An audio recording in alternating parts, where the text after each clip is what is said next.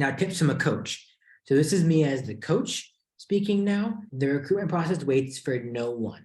Please start early. Student athletes should be starting the recruitment process, or at least the general kind of information gathering, in the spring of their sophomore year, because the recruitment process is at its height in about this time of junior year, and decisions are made about the summer between junior and senior. So it's an earlier process. There are hundreds of candidates for very few spots. So being personable is very important, but also not taking things personally is very important. I know that our student athletes have dreams and they want to be competing and playing the sport they love, but that doesn't happen for everyone. And while students are maybe the big fish in a little pond right now, when they go to college, it could be very much the reverse. You could have a #1 student on their team right now, and then they go to college and they're not that. And that could be very humbling or even painful for students to realize. So it's important to be mindful of that before they attend and choose a university. I can speak from experience where I was #1 on my team in high school, strongest in my area, and I was not #1 on my college team, and it took me a while to get used to that. But I learned, and I became a good teammate, I think. Now, one thing to be mindful of too is coaches are here to work with student athletes that they're supporting.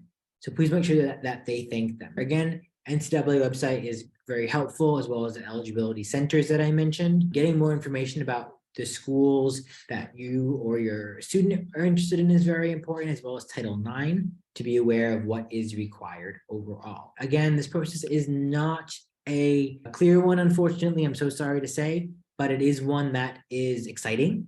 And I encourage everyone, as my biggest piece of advice, is to cast a very wide net. Coaches know you are shopping at different schools, so are they shopping for different recruited athletes. So cast a very wide net, a much wider net than perhaps the intended number of applications, intended number or preferences in terms of schools. We have to be very flexible with our school offerings. Usually, and I can't say this enough, academic and expectations are here. Recruitment process usually is here.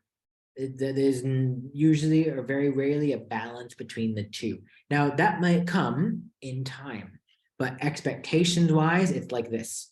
Academics and expectation in terms of admission is here, those top schools, but athletics is maybe not most of the time. However, it could be, and that's fantastic, but usually where it's the imbalance, where athletics is much more difficult than the academic or admission side because it's less transparent. And now, again, if a student is recruited, then their admission process becomes easier, but that's so few and far between. So my advice, how I would advise a student athlete, is to be calm throughout the recruitment process.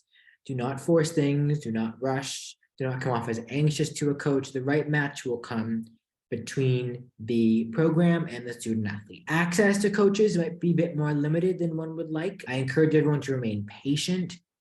Because coaches are seeing dead periods where they can't recruit or can only have limited contact or have limited visits.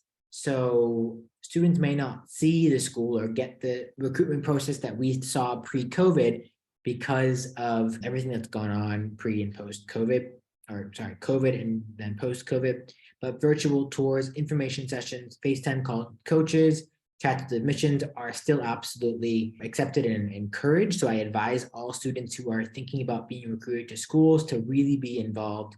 Go visit, go attend events if you're able to attend them safely. Now, I imagine you all can, but I'm not sure how every campus is working. So please do engage.